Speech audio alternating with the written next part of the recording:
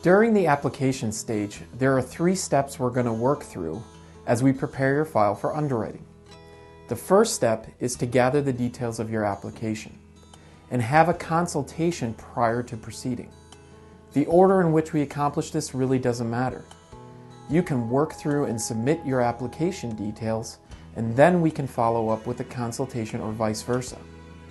Bottom line is to make sure that we are on the same page as far as what the goal of the refinance is, and that we have gathered all the details of the application.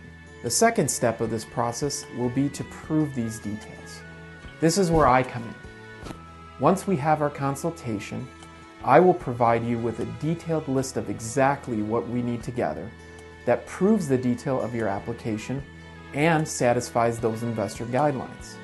The key here is those investor guidelines. I do my best to keep the documentation to a minimum, but with every application, there are a standard set of documents that we must gather. The third and final step is to review, sign, and submit your application disclosures. Within 3 business days of our application, I am required to generate these disclosures for you to review. The fastest way to do this is electronically, via email, using a software called DocuSign. By simply clicking on the link in that email, you will be able to easily review the disclosures on your time.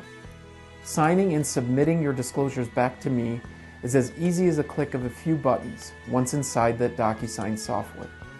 If email isn't a preferred method, please contact me separately to make sure that we make arrangements for completing your disclosures. The application stage should only last a few days, but no more than 1 week. It all depends on how quickly we move through the steps.